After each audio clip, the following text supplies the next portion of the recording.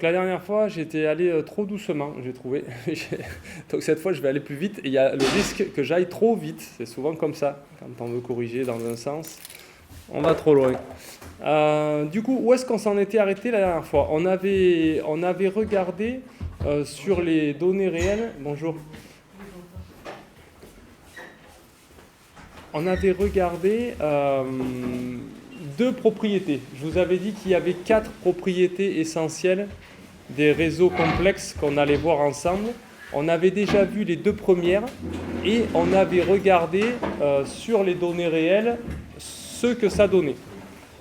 Donc ces 2 propriétés, allez, installez-vous.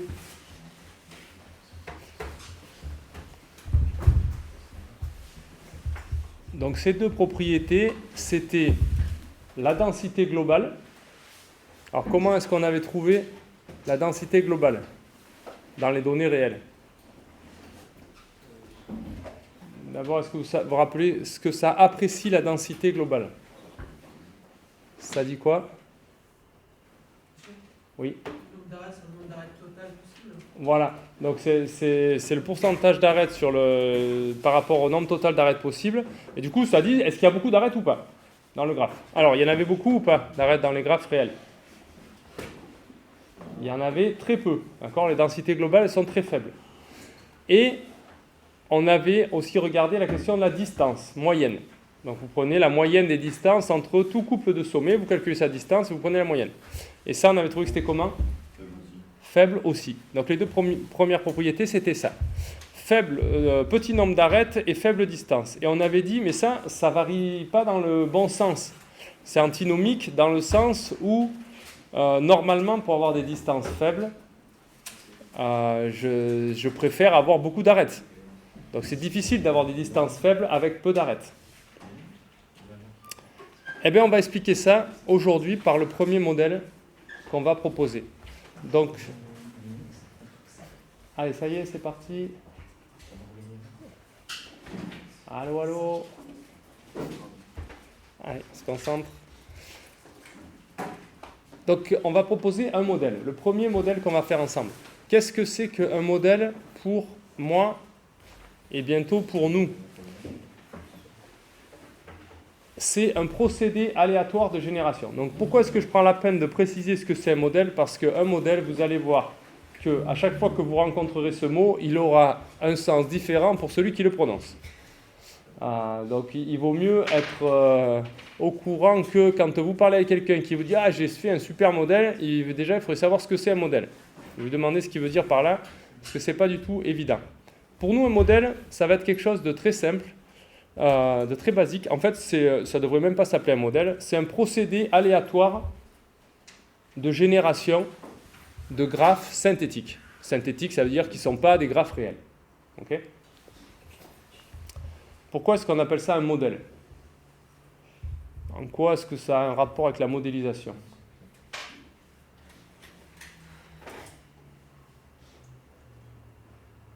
Un modèle, souvent, c'est quand même être capable de reproduire de manière synthétique, de manière artificielle, un comportement qu'on observe dans le monde réel.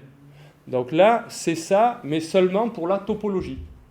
Okay? Ce qu'on veut reproduire, c'est la topologie des réseaux réels. Donc dans ce sens-là, c'est un modèle de topologie des réseaux réels. Mais du coup, au final, ce que c'est un procédé aléatoire de génération de graphes synthétiques. Okay? Dont on espère quoi? Dont on espère qu'il aura les mêmes propriétés que ceux qu'on observe pour les réseaux réels. Donc, dans les modèles, on met des propriétés prescrites. Ça veut dire, je veux générer un graphe aléatoirement, mais pas n'importe quel graphe. Je voudrais générer un graphe qui a, par exemple, une densité globale faible et des distances faibles. D'accord? Donc, j'ai des propriétés que je vise à l'avance. Et j'espère arriver à faire ça. Idéalement, le modèle parfait, c'est celui où vous fixez les propriétés que vous voulez avoir sur le résultat et où le modèle, lui, son job, c'est de tirer uniformément, aléatoirement, un graphe parmi ceux qui ont les propriétés que vous avez fixées. Ok?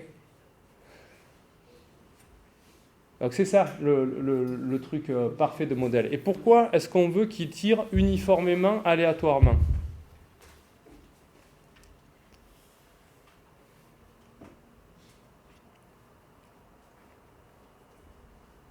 sont représentatifs? Oui, c'est-à-dire, qu'est-ce que tu veux dire par là? Représentatif de quoi? Du modèle. On veut que le modèle soit le plus précis possible. Si on tire un truc aléatoire, Je ne sais pas ce que tu veux dire par précis, mais représentatif, j'aimais bien, mais ça correspond à quelle idée? Représentatif de quoi? Un sens réduit du monde réel. Ben ça, on ne sait pas, parce que, regarde, on ne peut pas prétendre être représentatif du monde réel. Déjà, on va fixer les propriétés. Donc les propriétés, on fixera que les propriétés que nous, on connaît. Si ça se trouve, il y a plein de propriétés du monde réel qu'on ne connaît pas du tout, à côté desquelles on va complètement passer. Donc ça, c'est pas grave, on est prêt à l'accepter. Mais, représentatif de quoi, du coup? Enfin, je reprends ton mot, hein, je ne l'aurais pas sorti moi-même, mais représentatif, si on veut aller du côté représentatif, ouais, c'est pas un mauvais mot. Mais qu'est-ce qu'on veut qu'il soit représentatif de quoi? Donc ça veut dire représentatif dans le sens où il n'oublie personne, où il représente tout le monde. Mais tout le monde parmi qui? Oui. Si on imagine toutes les autres propriétés qu'il pourrait avoir, qui trient uniformément ces propriétés-là pour pas qu'on ait. Ah ouais, c'est une bonne façon de voir. C'est une bonne façon de voir. Je ne l'aurais pas du tout vu comme ça, mais je ne vais pas le dire comme ça du coup. Je vais le dire sur les propriétés, au contraire, celles qui ne sont pas les autres propriétés, celles qui sont les propriétés qu'on a fixées. D'accord? Représentatif de tous ceux qui ont ces propriétés-là. Je ne veux pas qu'ils m'en sortent des particuliers parmi ceux-là, parce que sinon ça veut dire qu'ils ont d'autres propriétés. C'est pour ça que votre camarade il a dit ça. En fait, les autres propriétés, je voudrais qu'ils se comportent de façon neutre par rapport aux autres propriétés. Je veux juste qu'ils aient ces propriétés-là et pas plus. Je ne veux pas me restreindre à un sous-ensemble de graphes qui ait ces propriétés-là. Je veux qu'ils soient tous possibles comme résultat de ma génération et puis tous équitablement possibles. Parce que s'ils sont tous possibles, mais il y en a un qui sort, enfin, il y en a un type qui sort 1 million de fois plus souvent que les autres, ça revient un peu à dire c'est comme s'ils n'étaient pas tous possibles, ou en tout cas ils ne sont pas à égalité. Donc c'est ça le uniformément aléatoire, c'est qu'on veut que une fois qu'on a fixé des propriétés, dans l'idéal, on voudrait être capable de générer n'importe quel réseau avec ses propriétés et à égalité tous les uns avec les autres. Qu'il n'y ait pas de chance qu'un réseau qui ait ses propriétés sorte plus souvent qu'un autre qui ait aussi ses propriétés. Ok ? Donc dans l'idéal, c'est ça qu'on voudrait faire. Parce que si vous ne dites pas ça, si vous dites juste « je veux ces propriétés-là », bon, mais moi je peux vous en imaginer des trucs qui répondent au cahier des charges si on oublie le côté uniformément aléatoire. J'en trouve un qui a ces propriétés-là, et mon générateur, c'est toujours de sortir le même graphe.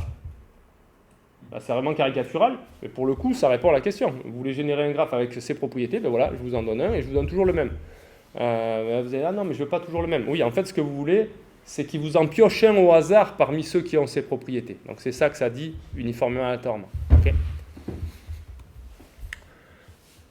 Donc ce qu'on voudrait faire à ce stade, c'est-à-dire vu qu'on connaît 2 propriétés des réseaux réels, ce qu'on voudrait faire, idéalement, c'est que je voudrais tirer uniformément aléatoirement un graphe parmi ceux qui ont n sommets, m arêtes, parce que je sais combien je veux d'arêtes, d'accord ? C'est la densité, ça. M, le nombre d'arêtes, ça fixe la densité. Donc je sais la taille du réseau, je sais son nombre de sommets, je sais son nombre d'arêtes, et j'ai dit, je sais qu'il a une distance moyenne faible, disons L, et voilà, je vous demande, ben allez-y, faites un procédé aléatoire qui génère des réseaux sur n sommets avec m arêtes et une distance moyenne L, exactement. D'accord ? Donc je pense que je dois mettre, voilà, exemple, je veux un réseau sur 1000 sommets avec 3623 arêtes et L qui vaut 4,68. Sortez-moi tous les réseaux, faites-moi un procédé de génération qui choisit un réseau comme ça, au hasard, parmi tous les réseaux qui ont ces propriétés. Il y en a plein, vous êtes d'accord, des réseaux avec 1000 sommets et ça d'arêtes et qui ont cette distance-là, probablement, il y en a plein.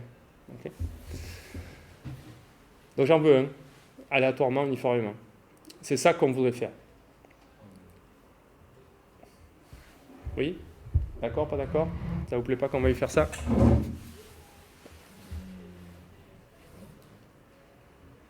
Ok. Il y en a probablement plein, j'espère que vous voyez. Bon, si j'oublie la distance, évidemment qu'il y en a plein. Des réseaux avec un nombre donné de sommets et un nombre donné d'arêtes, je peux mettre les arêtes où je veux. Et il y a sûrement plein de façons de mettre les arêtes qui donnent la même distance moyenne au final, d'accord, même si ce n'est pas du tout le même graphe. Voilà. Donc moi j'en voudrais un au hasard là-dedans. On ne va pas du tout faire ça.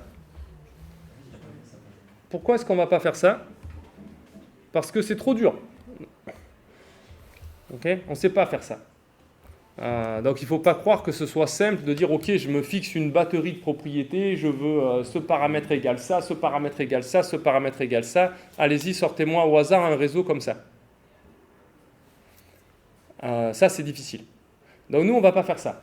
Ce qu'on va faire, c'est qu'on va tirer en respectant que deux des paramètres que j'ai montrés.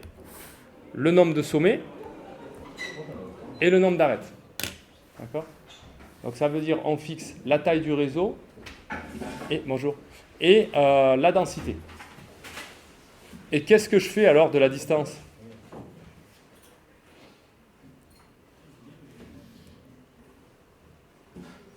Qu'est-ce que je fais de la distance?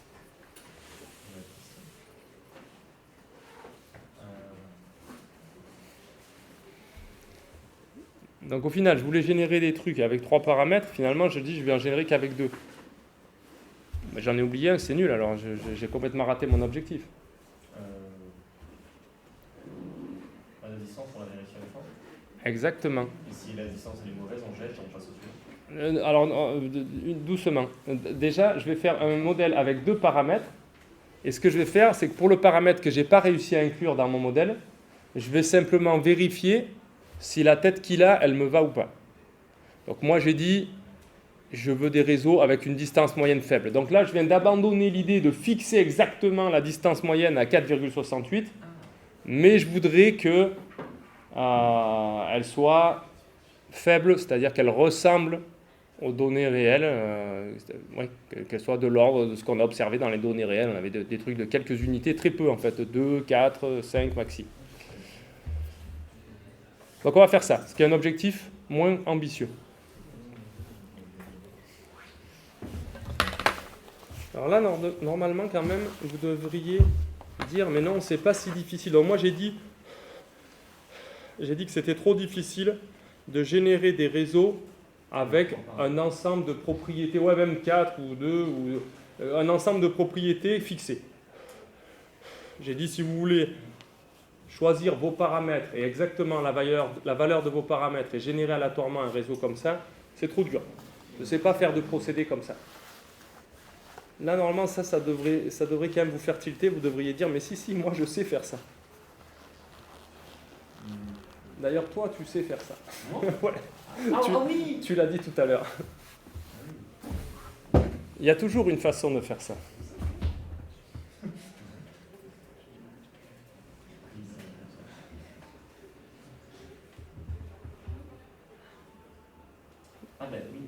Une façon bête. Il y a toujours une façon bête de dire, ok, je vais faire un procédé qui génère exactement avec tous les paramètres que je veux fixer comme je veux. S'il en existe des comme ça. Comment est-ce qu'on peut faire?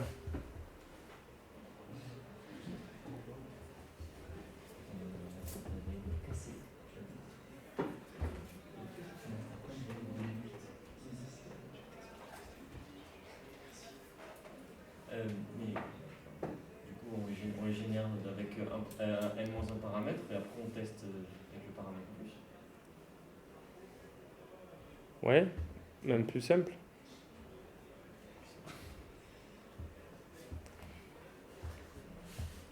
Oui. On génère avec n sommets et m arête, puis après on fait plein, et on récupère un seul qui a là 4,68. Oui, alors on en récupère un seul. Oui, on en génère plein. Donc, déjà, ce que j'ai dit, je vais préciser un peu, on va supposer, mais ça marcherait même sans ça, on va supposer que parmi cette liste de paramètres qu'on veut respecter, il y a déjà le nombre de sommets et le nombre d'arêtes.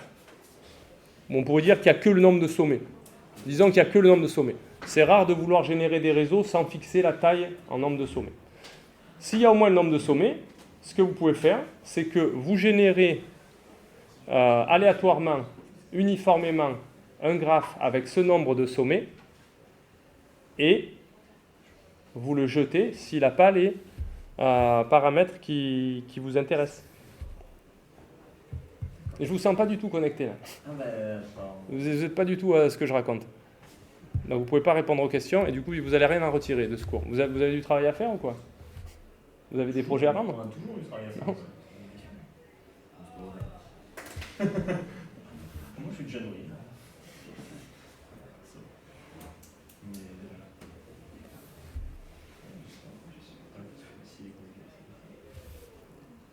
Alors c'est bon, c'est satisfaisant ce que j'ai dit ou pas? c'est ce que j'ai dit. Donc c'est quoi la méthode que je propose? C'est on génère avec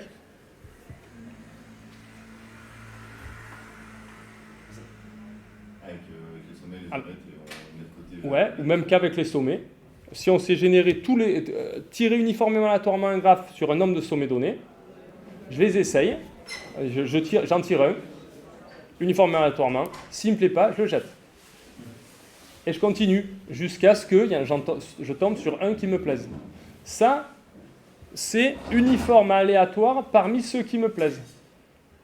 Donc ça, c'est ça quand même qu'il faut bien voir. C'est-à-dire que si vous savez tirer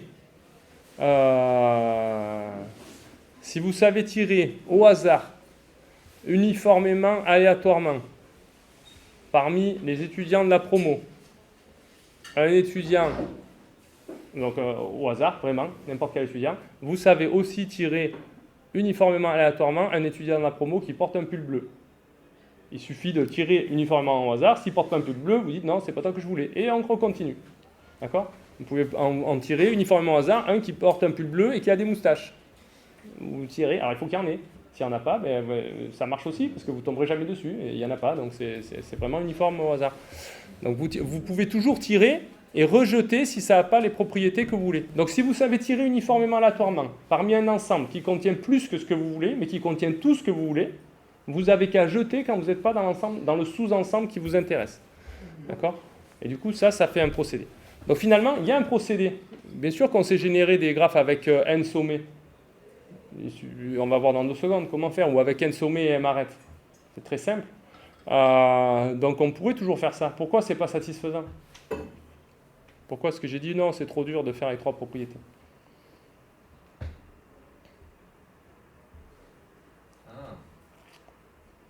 Donc il existe un procédé comme ça en fait, qui fait exactement ce qu'on voudrait, le but que j'ai fixé. Mais il y a un truc qui cloche complètement avec ce procédé qui ne nous va pas du tout. C'est que c'est long. Mais c'est extrêmement long. C'est-à-dire que le réseau que vous allez tirer, si vous faites n égale 1000 et m égale 3623, il n'aura jamais distance moyenne 4,68. Enfin, s'il y en a un qui existe, un jour il l'aura. Mais il y a un tel nombre de réseaux comme ça, d'accord, je ne sais pas, il y en a peut-être des milliards, de milliards. Même s'il y en a 1000 qui sont comme vous voulez, si vous tirez parmi des milliards et d'attendre de tomber sur 1000, vous avez une chance sur 1 million, de milliards. D'accord? Donc ça n'arrivera jamais. Donc au niveau efficacité, c'est zéro. C'est-à-dire que vous allez tirer, vous allez faire que jeter. Donc en fait, on est obligé d'avoir un procédé qui nous restreigne à ce qui nous intéresse. Et toute la difficulté, là ça y est, on y est en plein dedans, c'est qu'il faut qu'il nous restreigne sans nous restreindre, sans biaiser. Il faut qu'il nous restreigne sans préférer un des graphes qu'on vise plutôt qu'un autre. Donc c'est là qu'est la difficulté. Il faut arriver à tomber sur les 1000 qui vous intéressent sans biaiser le truc qui ferait que, en fait, il va en trouver que 500 parmi les 1000 qui vous intéressent, ou alors il va en trouver une dizaine d'entre eux avec une très forte probabilité, les autres avec une très faible probabilité. Ok. Donc voilà, le premier modèle que je vous propose, c'est un modèle historique des années 50, les graphes d'Erdos-Renyi. Erdos, peut-être vous connaissez ce nom, ou peut-être pas. C'est un des grands monsieur des mathématiques discrètes. C'est sûrement le scientifique en mathématiques discrètes le plus connu du XXe siècle. Ce n'est pas ce qu'il a fait de plus incroyable, là ce que je vais vous présenter, mais par contre l'analyse de ce modèle, si. Ça pose encore des questions qui de temps en temps donnent des prix qui sont soit le prix Nobel, enfin pas le prix Nobel, mais des prix très proches de ça en mathématiques. Okay. Donc c'est vraiment arriver la recherche sur l'aléatoire, et notamment sur les réseaux aléatoires, c'est quand même au top de ce qui se fait en mathématiques au niveau mondial. Donc là, on va voir le truc le plus basique de ça, et déjà, c'est intéressant. On part d'un graphe, donc du coup, je vous propose un modèle pour tirer uniformément aléatoirement un graphe qui a n sommets et m arêtes. Donc ce que je fais, c'est que je pars d'un graphe à n sommets, qui n'a pas d'arête. D'accord ? Donc au début, je place mes sommets comme ça, sans arête, j'en mets exactement n. Ok ? Et ensuite, qu'est-ce que je vais faire ? Je vais tirer uniformément, aléatoirement, une arête parmi toutes celles qui sont possibles.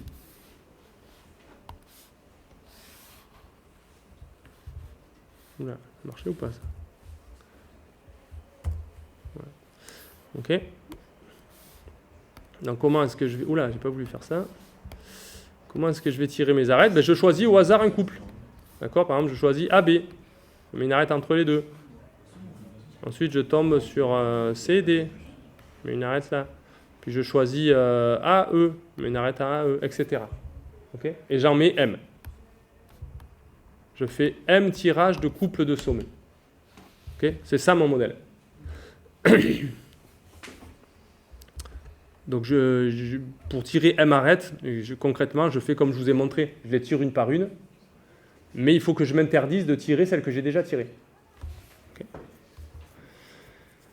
Un exemple, avec n égale 10 et m égale 10, je pars avec mes 10 sommets et je tire des arêtes au hasard, comme ça, jusqu'à ce que j'en ai 10.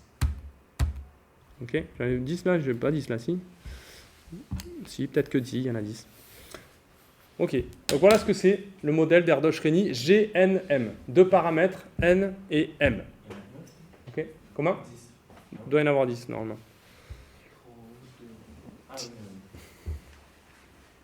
Ok, voilà le modèle.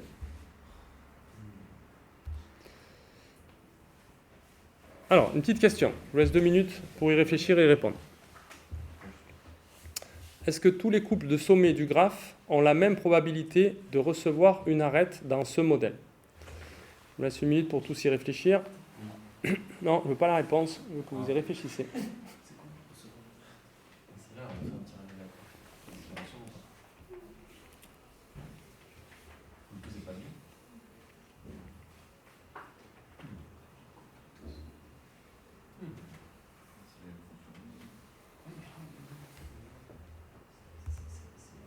Une deuxième question, quelle est cette probabilité ? On va répondre à ces 2 questions. Je vous laisse 2 minutes pour réfléchir à ça. Et trouver la probabilité que pour un couple AB donné, dans ce modèle GNM, ils reçoivent une arête. Quelle est cette probabilité ?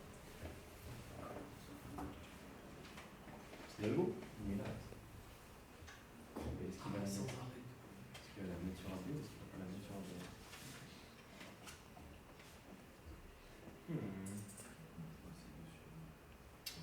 Il faut prendre en compte le fait qu'une fois qu'elle a été mise, elle n'est pas mise. Ah ah, oui. Ouais, sans doute.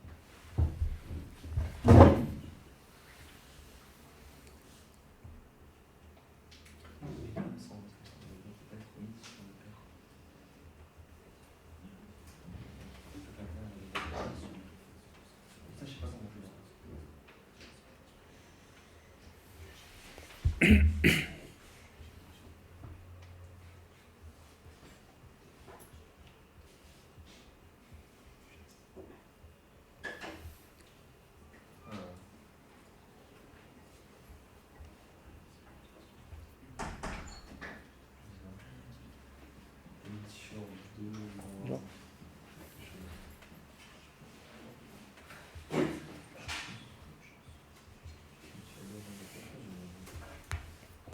Alors déjà, est-ce que tous les couples de sommets ont la même probabilité de recevoir une arête ? Pourquoi ? Le tirage d'un couple, il est uniforme. Donc si j'en tire M, par exemple, ou si j'en choisis un groupe de M, bon, ils ont tous la même chance de se retrouver dedans. Bon, en fait, choisir un groupe de M à la fois, on ne sait pas faire. Comme j'ai dit, concrètement, on les choisit un par un. Donc, pour se convaincre qu'on a la même probabilité, il faut voir que tous les couples ont la même probabilité de sortir au premier tirage. Sachant qu'ils ne sont pas sortis au premier tirage, ils ont la même probabilité de sortir au deuxième tirage. D'accord ? Donc voilà pourquoi, oui, ils ont tous la même probabilité. Et qu'est-ce qu'elle vaut, cette probabilité ? Je tire M arrête. Je tire M arrête parmi les n-1 sur 2 possibles. Donc j'ai une collection d'objets, mettons n objets, j'en tire k. Quelle est la probabilité pour un objet fixé qu'il ait été tiré ?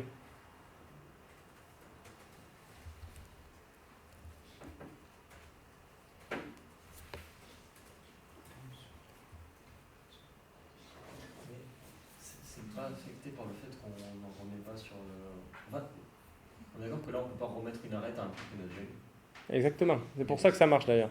Mais ça affecte la probabilité du coup. Et bien justement, ça l'affecte, mais dans le bon sens où ça ne l'affecte pas. Parce que si tu t'autorisais à tirer plusieurs fois la même, tu pourrais toujours tomber sur la même. Donc il y aurait des cas où tu n'aurais tiré qu'une arête en fait. Donc là, il n'y a pas de cas où on a tiré une arête. C'est que ça revient exactement au même que si on les tirait tout à la fois, cas différentes. Et qu'on en prend vraiment cas différentes parmi toutes les façons d'en prendre cas différentes possibles. Ça revient au même de les tirer une par une sans remise. Ça revient exactement à en choisir un sous-ensemble de cas au hasard parmi tous les sous-ensembles de cas possibles. Enfin, de M ici. Donc quelle est la proba au final de tomber sur qu'un couple donné, il ait une arête ?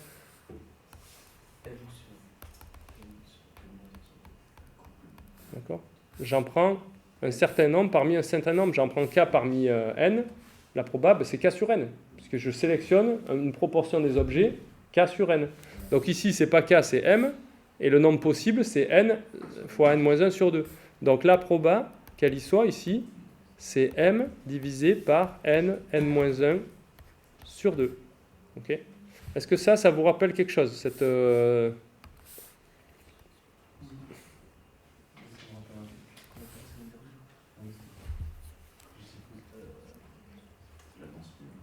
Ouais, ça c'est exactement l'expression de la densité. Donc en fait, ben oui, parce que je tire les arêtes que je veux parmi le nombre possible d'arêtes. Donc ça, ce rapport, c'est exactement la densité, d'accord ? Donc en fait, la probabilité là-dedans d'avoir une arête entre deux sommets, c'est ρ, la densité du graphe. Oui. Le tirage est uniforme. Le tirage d'un couple est uniforme.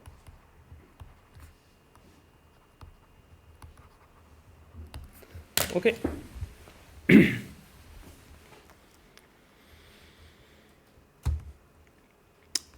On voit un deuxième modèle qui lui ressemble furieusement, mais qui n'a pas les mêmes implications ni algorithmiques ni mathématiques. Et après, on comparera les deux. Cette fois, mon modèle, il ne s'appelle plus GNM, il s'appelle GNP. Vous allez voir pourquoi, parce que le deuxième paramètre, ce n'est pas le nombre d'arêtes.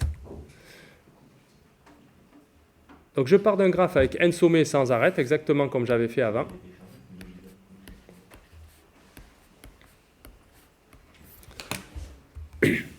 Et pour chaque paire de sommets, je pars toujours du graphe vide, ok ? Comme ça.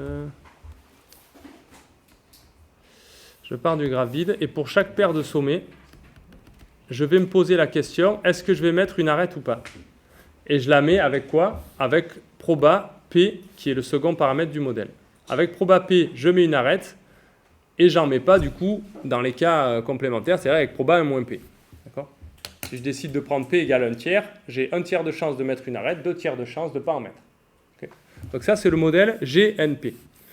Il ressemble un peu, sauf qu'en fait, concrètement, vous voyez que ce n'est pas pareil la façon de faire. Ce n'est pas que je vais choisir M couple, c'est que pour tous les couples, je vais me poser la question, est-ce que je mets ou pas ? Et pour chaque couple, je tire une pièce au hasard. Une pièce un peu biaisée qui me dit oui avec probabilité P et qui me dit non avec probabilité 1 moins P. Donc exemple, pour n égale 10, c'est une probabilité de 0,2. Je regarde, est-ce que je vais mettre une arête entre 0 et 1 ? Je tire ma pièce qui me dit pile avec probabilité 0,2 et face avec probabilité 0,8. Elle me dit face. je tire 0, 2, entre 0 et 2, est-ce que j'en mets une ou pas? Elle me dit non. Entre 0 et 3, est-ce que j'en mets une ou pas? Elle me dit oui, donc j'en mets une. Entre 0 et 4, est-ce que j'en mets une ou pas? Non, non, voilà. Et je fais ça pour tous les couples de sommet. Je recommence avec, alors je dois aller jusqu'à 0, jusqu'à 10, jusqu'à 9. Et ensuite, je fais 1, 2, 1, 3, 1, 4, etc. Et à chaque fois qu'elle me dit oui, ma pièce, je mets un truc. Si elle me dit non, j'en mets pas. Donc, même question. Est-ce que tous les couples de sommets du graphe ont la même proba de recevoir une arête dans le modèle GNP?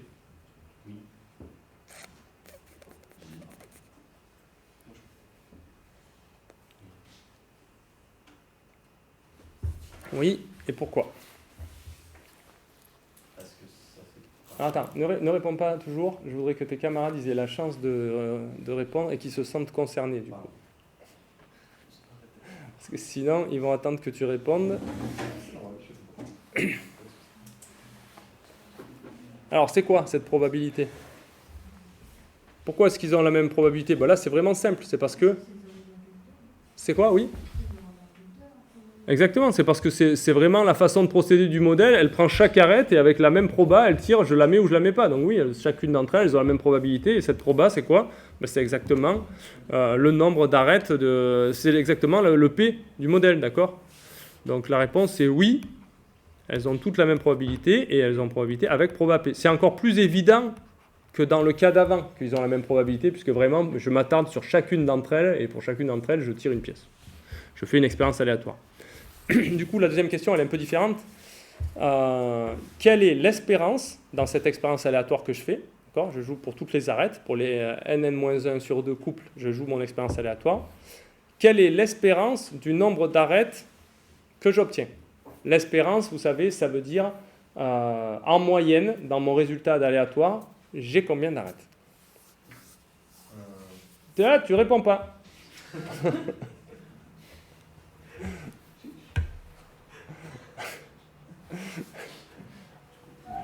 Chercher un café.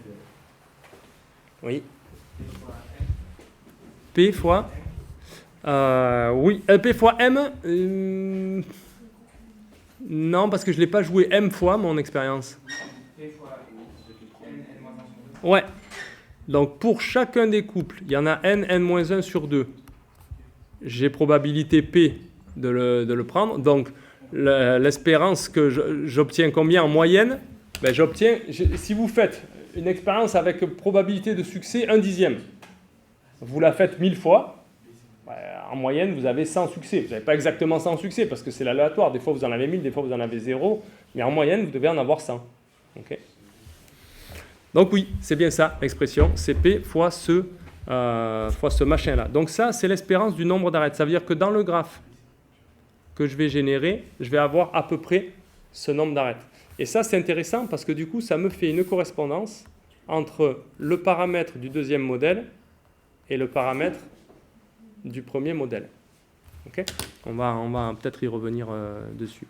Donc, quand je prends le paramètre du deuxième, là, le P, je le prends exactement comme il faut pour tomber sur le M qui m'intéressait au départ. D'accord? Parce que moi, au départ, je fixais le nombre d'arêtes. Je voulais 3683 arêtes. Donc, je prends le P exactement comme je veux. Donc, je prends comme ça. 2M sur n-1. On dit que les deux modèles, dans ce cas-là, sont équivalents. Ça paraît raisonnable. D'accord? Mais la question que je me pose, moi, c'est est-ce que c'est vraiment raisonnable? Est-ce qu'ils sont exactement identiques, ces deux modèles? Donc, je prends le modèle où je fais GNM, avec M égale 3600, et je prends le modèle GNP avec P égale ce truc-là. Donc N égale 1000 et M égale 3600, donc P égale 2 fois 3600 sur 1000 fois 999. Est-ce que c'est exactement la même chose, ces deux générateurs aléatoires? C'est ça que je veux dire par les deux modèles sont strictement identiques. Est-ce que... Je ne veux pas trop préciser la question, parce que oui. Non, parce que dans le deuxième, on n'a pas exactement le nombre d'arêtes qu'on a... Dans le premier, on peut choisir le nombre d'arêtes précisément, alors que dans le deuxième, il y a des probabilités, du coup, on peut avoir un peu plus ou un peu moins. Exactement. La différence essentielle entre les deux, c'est que dans le premier, il ne sort que des résultats avec exactement M arêtes. D'accord? Alors que dans le deuxième, en moyenne, il y en a m, mais comme on a dit, c'est de l'aléatoire. Donc des fois, il y en a un peu plus, des fois, il y en a un peu moins que m. Ok ? Donc normalement, vous sentez bien que si vous le faites sur des graphes un peu grands, comme 1000 sommets, vous allez être très proche de la moyenne.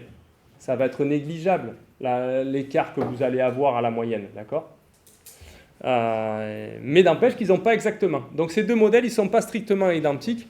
Quand on dit qu'ils sont équivalents, c'est vraiment une notion un peu floue d'équivalence. C'est qu'en fait, pour n'importe quelle propriété statistique que vous pouvez avoir envie de regarder, ils ont le même comportement en moyenne, en espérance. Okay ? Donc si vous regardez par exemple la distance en espérance dans GNM ou dans GNP, ça va être la même, etc. Mais ils n'ont pas pile poil, ils ne sont pas strictement identiques. D'accord ? Ils se ressemblent énormément, mais ils ne sont pas strictement identiques. Donc oui, la réponse, vous l'avez donnée. Ah oui, il y a une autre différence, j'avais oublié. C'est que, donc là on a parlé un peu de manière mathématique, il y a une autre différence, c'est que dans GNP, les arêtes, elles sont vraiment indépendantes. C'est-à-dire, j'ai une arête entre AB et une arête entre CD, ça ne s'influence pas du tout. Quand je joue l'expérience aléatoire pour CD, le fait que j'ai mis une arête ou pas pour AB, ça ne joue pas, parce que de toute façon, je tire ma pièce, ça n'a rien à voir avec AB, avec le résultat pour AB. Alors que dans GNM, ce n'est pas tout à fait vrai. Elles ne sont pas tout à fait indépendantes. Alors ça, ce n'est pas forcément facile à voir. Est-ce que vous pouvez essayer de m'expliquer pourquoi ce n'est pas indépendant ? Me donner un exemple qui me convaincra que ce n'est pas vraiment indépendant. Que quand je mets une arête sur la probabilité que j'ai de mettre une arête sur ce couple-là, ce n'est pas 100% indépendant de ce que j'ai fait pour les autres. Des arêtes que j'ai déjà mises ou pas mises.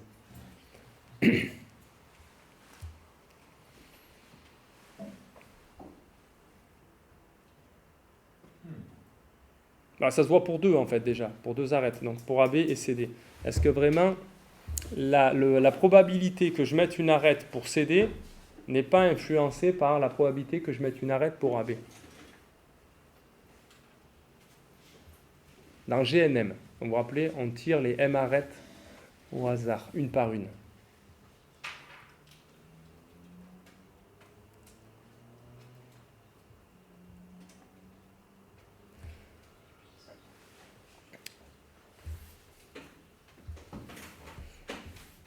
Mais mettons justement que je fais donc que pour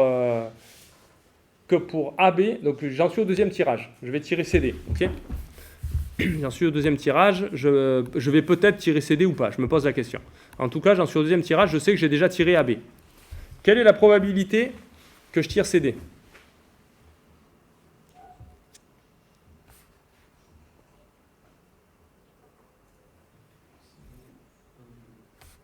CD. Comment tu dis ? Un quart ? Non, moins que ça. Donc c'est la fonction des paramètres n et m. M sur n. Il y a combien de couples parmi lesquels je vais tirer le deuxième ? La deuxième arête. Il y a combien de couples qui restent ? Combien ? Ah mais là je suis pas dans mon exemple précis, je suis avec n et m là. Comment on l'exprimerait du coup ? N-1 divisé par 2 moins une arête qui a été tirée. Exactement. Voilà la proba de mettre... donc c'est 1 sur ça. D'accord ? J'ai une chance de tirer CD parmi tous les autres couples qui restent. Il n'y a pas que CD. Ils sont tous là sauf ceux que j'ai déjà tirés. Alors là, en l'occurrence, je dis j'en suis au deuxième tirage, donc j'ai déjà tiré que AB. D'accord ? Donc en fait, c'est là où on voit que... C'est là où on voit que les arêtes, elles ne sont pas complètement indépendantes. Alors il n'est pas super en fait mon exemple. Je vais vous le faire autrement. Si les arêtes, elles étaient vraiment indépendantes, par exemple, en particulier, quand je me pose la question de savoir si je vais en mettre une à CD ou pas, ça serait indépendant du nombre d'arêtes que j'ai déjà tirées avant. Dans GNP, c'est comme ça. Quand je joue ma pièce, elle ne change pas de probabilité. C'est probabilité P, que j'en ai mis 50 000 avant ou que j'en ai mis 0, c'est pareil. Mais là, ce n'est pas vrai. Si vous en avez mis une avant ou pas, ce n'est pas la même probabilité. D'accord? Si vous en avez mis une avant, la proba, ça va être ça. Si vous n'en avez pas mis, la proba, ça va être ça. Et puis, ça ne marche pas que pour une. Si vous en avez mis K avant, la proba, c'est ça moins K. Okay? Et que si vous n'en avez pas mis du tout, c'est ça. Donc, en fait, on voit que ce n'est pas complètement indépendant. Parce que quand je choisis M arrête avec M est fixé, si j'ai déjà mis M-1, par exemple, eh bien sûr que la probabilité elle est plus faible que quand je suis au départ. Ok. Donc il y a deux différences. La première, c'est qu'il n'y a pas exactement le bon nombre d'arêtes dans GNP alors qu'il y a exactement le bon nombre d'arêtes dans GNM. Et la deuxième, c'est que dans GNP, les arêtes sont vraiment indépendantes. Et dans GNM, elles ne sont pas indépendantes. Donc en fait, on va dire que ça fait un partout. Parce que ça, moi, je le vois comme un inconvénient, qui n'est pas exactement le nombre d'arêtes qu'on veut. Par contre, le fait qu'elles soient indépendantes, ça, je le vois comme un avantage. Parce que pour les calculs, bien sûr, que quand c'est indépendant, ça va être beaucoup plus simple. Ben, c'est ça qu'on fait, en fait. C'est les raisons pour lesquelles on préfère GNP ou GNM. Une autre raison, c'est la question algorithmique. Donc d'un point de vue mathématique, on préfère quoi? GNP ou GNM d'un point de vue mathématique, si je veux faire des calculs sur le modèle? Ah, t'as pas fini ton temps sans réponse. Pardon, je finis mon café. Bois ton café. Si vous vouliez faire des calculs d'espérance de tel truc ou de tel truc dans le modèle, qu'est-ce qui est plus commode à votre avis? Avec ce qu'on vient de dire, GNP ou GNM?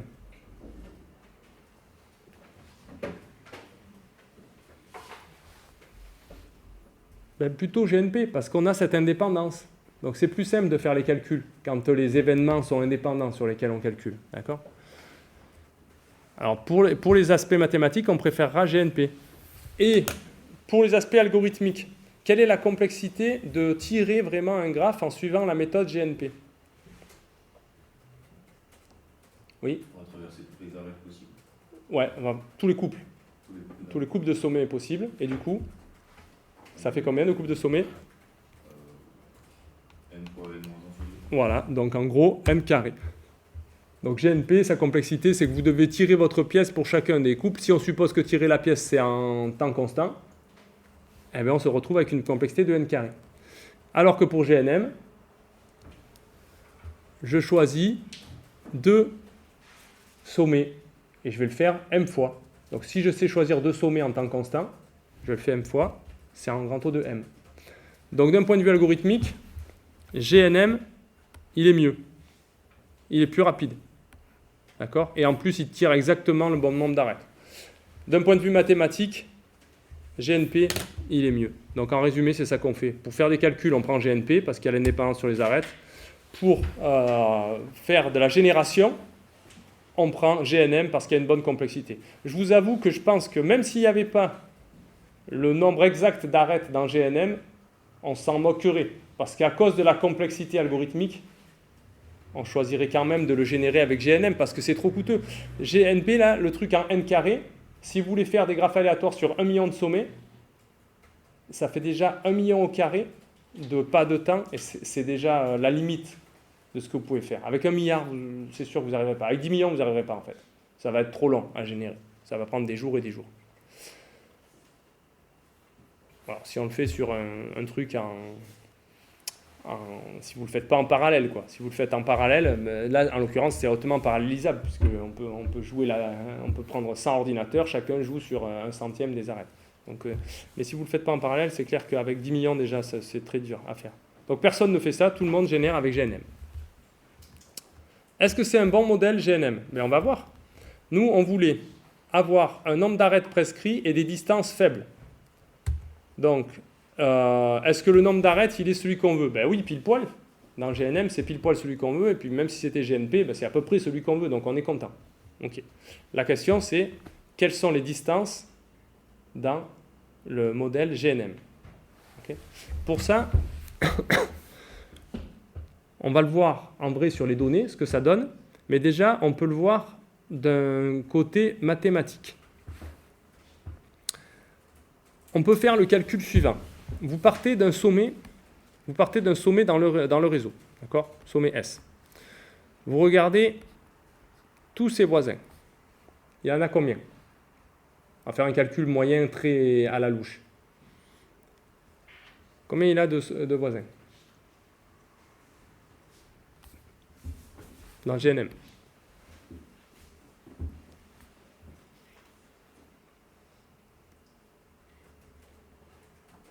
Oui, M sur N.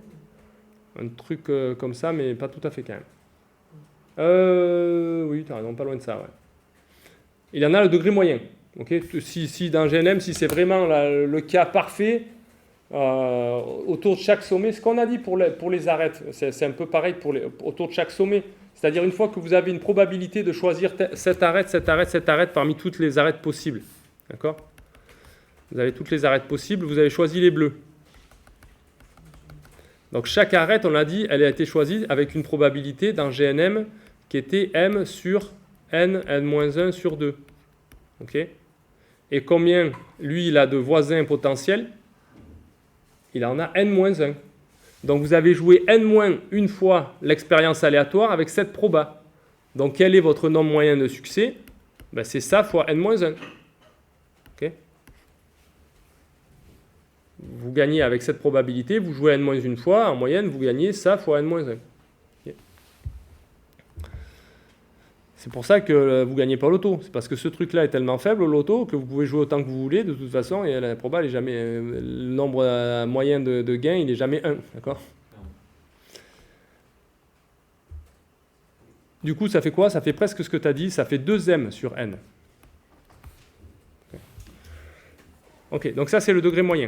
Le degré moyen dans GNM.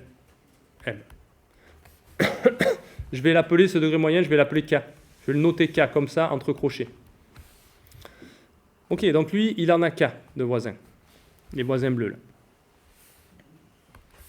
Ça marche pas trop, je vais le descendre un peu, ça.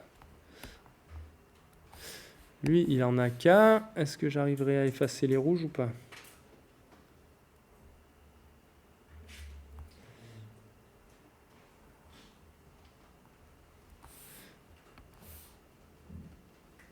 Ok, il a K voisins. Lui, là, ses voisins, là, ils en ont combien?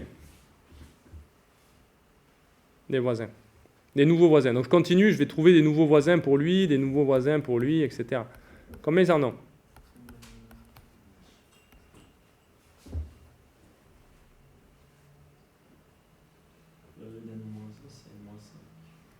Ils en ont le degré moyen, K, moins 1, parce qu'ils ont déjà une arête pour celui qui les a découverts. Et en fait, quand on continue comme ça, c'est toujours pareil. D'accord? À chaque fois, là, celui-là, il a déjà une arête vers ce qu'il y a avant.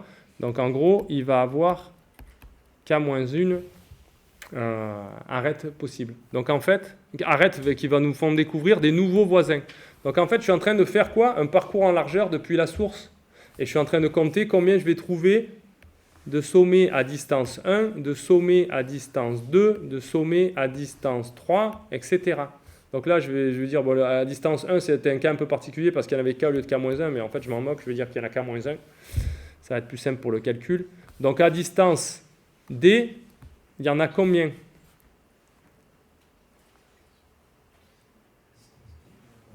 Distance D, il y en a combien? Là, il y en a K-1, là, il y en a K-1 fois K-1. À distance 2, à distance 3, il y en a K-1 fois K-1 fois K-1. Il y en a, à distance D, il y en a K-1 à l'exposant D. Ok? Donc il faudrait sommer tout ça. Sommer tout ça pour D égale 1 à je ne sais pas combien.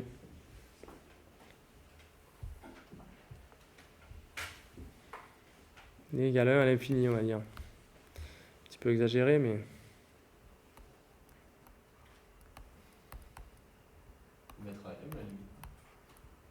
Ouais, il faudrait. Mais justement, non, mais on ne sait pas, c'est ça que je veux voir. Bon, je ne vais pas le faire comme ça, c'est pas très malin. Ce qu'on veut savoir, c'est en fait quand est-ce qu'on a, comme ça, quand est-ce que par ce procédé, on a atteint tous les sommets du graphe. Que vaut D pour qu'on atteigne tous les sommets du graphe. D'accord? Alors, c'est pas tout à fait vrai parce que là, j'ai gardé le truc sur la couche inférieure. Donc, ce que je voudrais dire, c'était, en fait, non, ce que je voudrais dire, c'est plutôt ça, mais la somme pour D égale 1 à je ne sais pas, t. Parce que ça, c'est exactement le nombre à distance d, ok? Moi, je veux tous ceux que j'ai vus à distance inférieure ou égale à d. Donc, il faut que je somme ce truc-là. Mais ça, on sait faire. La somme d'une série géométrique. Ça fait quoi d'ailleurs? Oubliez, moi.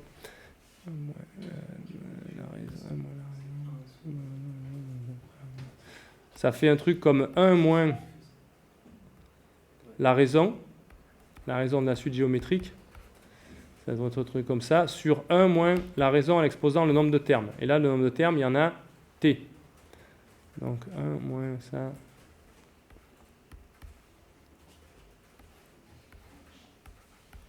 Exposant t.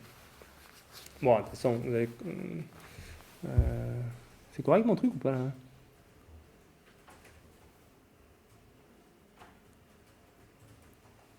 Non, c'est l'inverse, pardon. C'est 1 moins la raison en exposant le nombre de termes sur 1 moins la raison.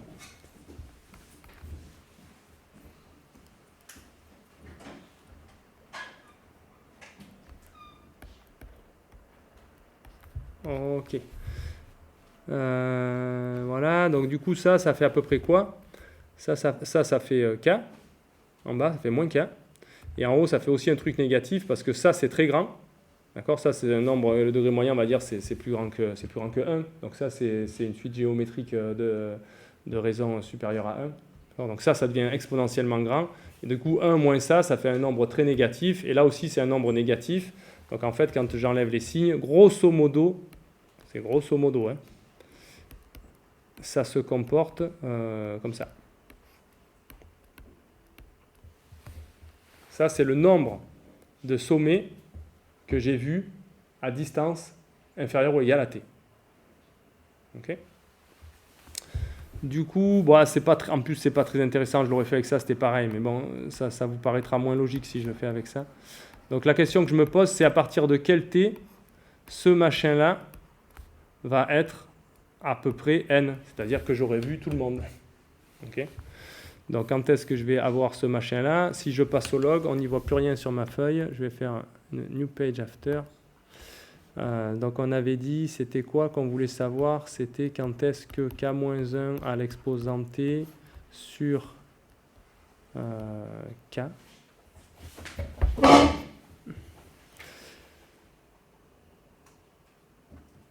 Attendez, c'est correct mon truc ou pas là? 1 moins ça. Ah non, c'est pas du tout correct, ok. C'est 1 moins k moins 1, donc ça fait 1 moins k plus 1, ça fait 2 moins k en fait. Je dis n'importe quoi un peu là, mais bon, c'est pas très très important.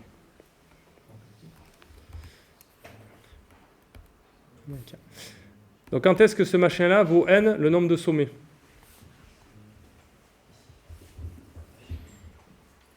On passe au log. Donc ça fait t fois le log de k-1,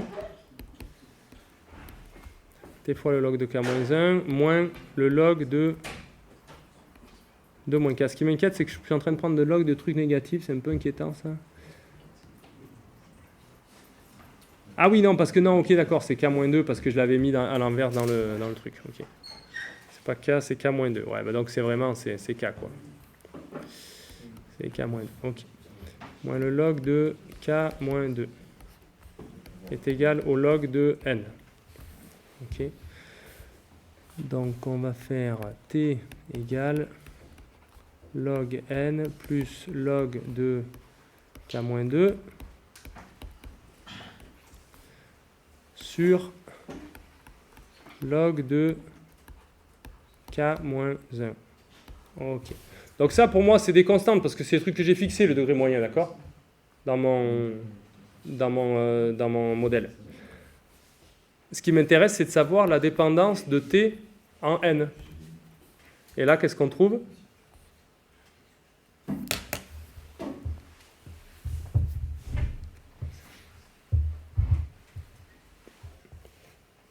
Eh bien, dans ce modèle, et moi je veux savoir si les distances elles sont faibles ou elles sont grandes. Donc je m'attends à ce que ce calcul nous dise la réponse.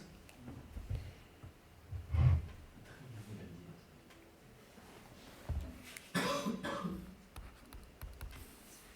ça, je vais le réécrire un peu comme ça, mais log n sur log de k moins 1 plus un truc qui est une constante.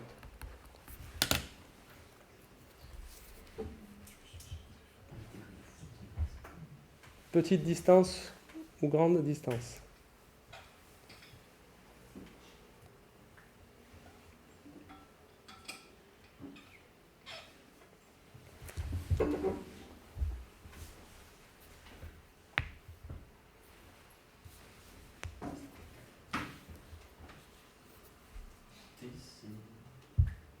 Ah, il faut suivre là.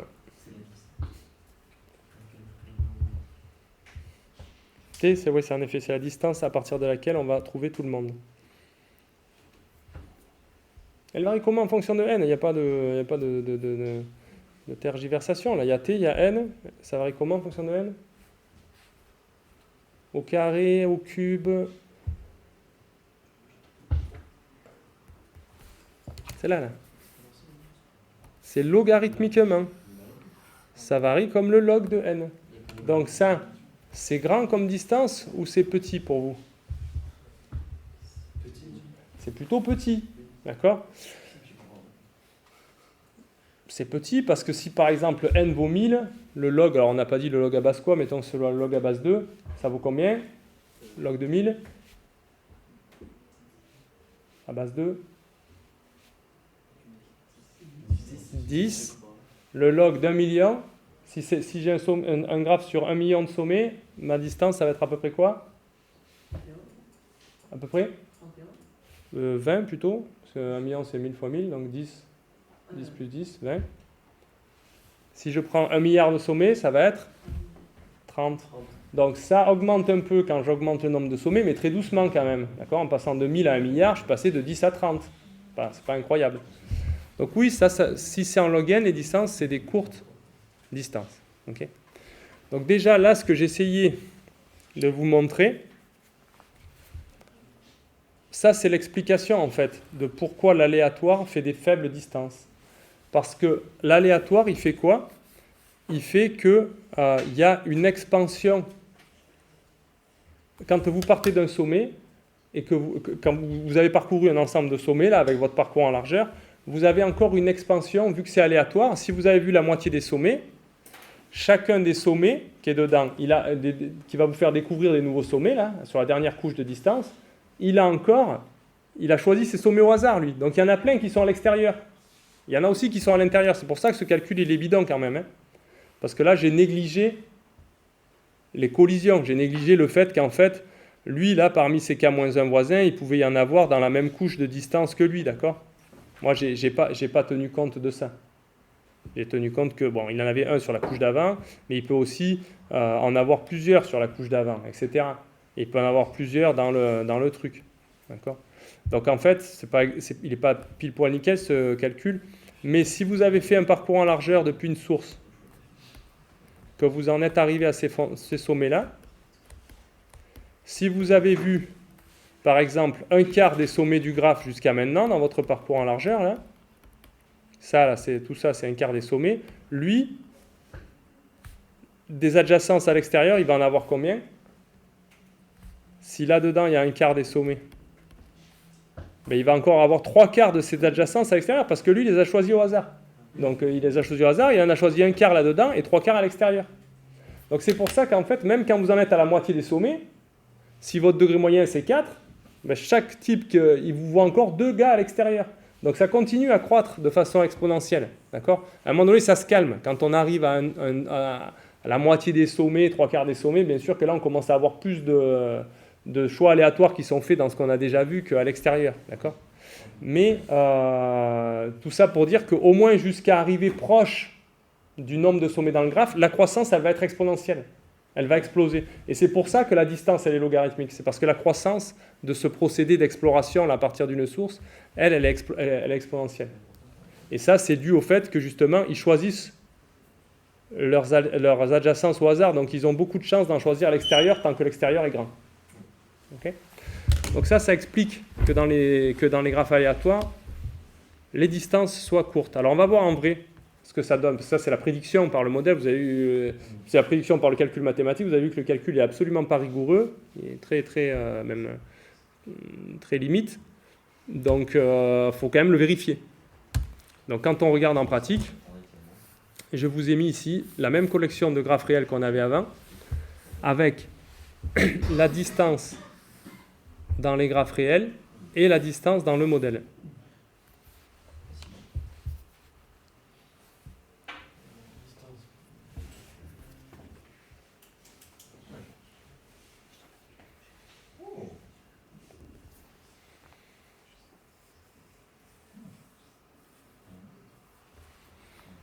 Du coup, qu'est-ce qu'on voit? Par exemple, celui-là, 2,1, la distance d'un modèle, 1,9. 3,4, 3,4. 3,8, 4,1. 6, 5,7. 4,2, 3,0. 2,1, 2,1. 2,1, 2,1. On va plus loin pour voir si c'est toujours vrai. 11,9, 8,1. Celui-là qui était un cas particulier, lui, il a beaucoup réduit, évidemment. Alors pourquoi évidemment? Parce qu'on vient de dire que du coup notre prédiction elle est valide. C'est-à-dire que dans un graphe aléatoire, les distances elles seront toujours très courtes. Et lui au départ, c'était le seul qui n'avait pas des distances courtes. D'accord? Donc, les autres, on voit que c'est à peu près pareil. Des fois, il y a un peu d'écart. Des fois, alors là par exemple, celui-là, la distance dans le modèle, elle est plus grande. C'est un des rares. 4,2, 3,9, 8,2, 7,2. Pourquoi est-ce que c'est... Là aussi, elle est un petit peu plus grande dans le modèle que dans le graphe réel. Pourquoi ça, c'est à l'inverse de ce qu'on s'attendrait?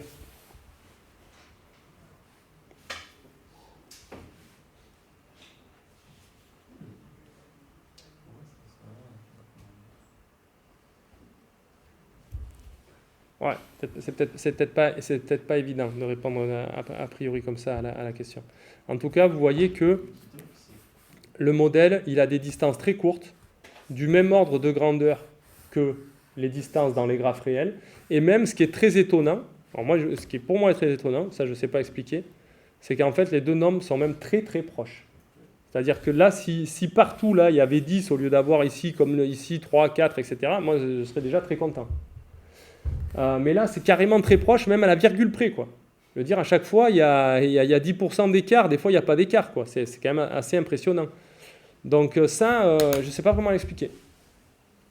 Je ne suis pas sûr que quelqu'un sache l'expliquer. Que les distances soient aussi proches que ça, c'est étonnant. Un système est aléatoire et anthropique. Enfin, anthropique, tout simplement. Ben justement, c'est pas tant aléatoire que ça, si tu veux. Le graphe des pages web, il n'est pas tant aléatoire que ça, quoi. Alors peut-être d'ailleurs pour lui ça se passe pas très bien, je sais pas. Ouais, derrière, pour lui, justement, il n'est pas assez aléatoire. Il n'y a pas de similarité. Et pour ceux qui sont aléatoires, il y a des similarités. Ben, ce qu'il faut se rendre compte, alors, quand on a l'expérience de travailler avec les données réelles, en fait, c'est que les données réelles ne sont pas tellement aléatoires, en fait. C'est ça qui est surprenant. Par exemple, quand on cherche à faire quelque chose, quand on cherche à faire des algos, qu'on les teste, quand on les teste sur les graphes aléatoires, comme on vient de voir, donc ça, ce modèle il est tellement classique que c'est vrai que c'est un modèle de test sur plein de choses, pour plein de choses. Quand vous testez des algos sur des graphes aléatoires, les algos, ils ont leur efficacité moyenne qu'ils sont censés avoir. Vous les testez sur des données réelles, ça va beaucoup plus vite. Sur les données réelles, tout est plus incroyable, tout est plus extraordinaire, tout marche mieux. Parce qu'en fait, elles ont beaucoup plus de structure que les graphes aléatoires en général. Okay. Donc là, c'est quand même surprenant que les nombres soient si proches.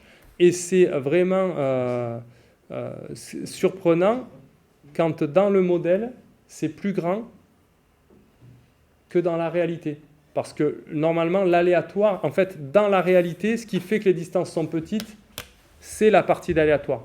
Ces réseaux réels, on en parlera à la fin, ils ont une partie structurée, du coup, due au fait que ce n'est pas n'importe quoi, qui viennent d'un contexte donné, et ils ont une partie d'aléatoire. Et en général, on considère que les distances faibles, elles viennent de l'aléatoire. Donc elles devraient être encore plus faibles dans un truc qui est purement aléatoire. D'accord ? Et là, on s'aperçoit qu'elles ne sont pas beaucoup plus faibles dans un truc qui est purement aléatoire. Donc ça veut dire qu'ils ont quand même peut-être une part d'aléatoire pas négligeable. Et même parfois, ça varie à l'inverse. Alors ceux-là, c'est des cas particuliers, quoi. Ceux où ça varie à l'inverse, c'est assez étonnant. C'est sûrement qu'ils ont été faits d'une certaine façon, pour avoir des courtes distances. Parce qu'en moyenne, les graphes avec ce nombre d'arêtes, ils ont des plus grandes distances. Bon, là, par exemple, sur le cas d'Internet, c'est un peu logique. Ah, est-ce que vous pourriez arrêter de parler en même temps que moi, s'il vous plaît? Ça ne me dérange pas trop que vous écoutiez ou pas, mais par contre, pour parler, si vous parlez en même temps, ça me gêne énormément. Donc là, par exemple, celui-là que je pointe là, c'est le graphe d'Internet. Donc lui, le graphe réel a des plus petites distances que le graphe aléatoire avec le même nombre de sommets, le même nombre d'arêtes. Donc ça veut dire que quelque part, dans le réseau réel, il y a peut-être une intention de le faire avec des courtes distances. Ben oui, en l'occurrence, Internet, si on veut communiquer efficacement, il vaut mieux que les distances dans le réseau, de sauter d'un routeur en routeur, elles soient courtes. D'accord ? Donc ça, on peut se dire que oui, c'est normal. Pour les autres où il y a les écarts, je ne sais plus où je l'ai pointé, l'autre, mais celui-là, c'était quoi ? Wikitalk, par contre, vous voyez, Wikitalk, on ne sait pas pourquoi, quoi. Wikitalk, a priori, c'est le réseau, il y a des plus courtes distances dans le réseau réel que dans le réseau aléatoire avec les mêmes nombres d'arêtes. Ça, c'est étonnant. Bon. Ok.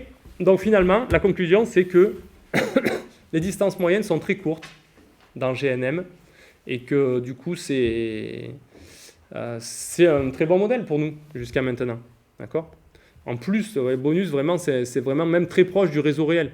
Donc ça explique ça que c'est un très bon modèle et que pendant très longtemps, ça a été vraiment... c'est toujours un modèle de référence, mais même pendant très longtemps, ça a été un modèle satisfaisant. Okay, les gens disaient, tu prends un Erdős-Rényi et puis voilà, c'est bon, ça reproduit les propriétés de ton réseau réel. Alors on va voir que pas tout à fait. C'est un très bon modèle jusqu'à maintenant dans notre truc, mais on n'a vu que 2 propriétés. On va voir si les Erdős-Rényi, ils ont les autres propriétés qui nous intéressent.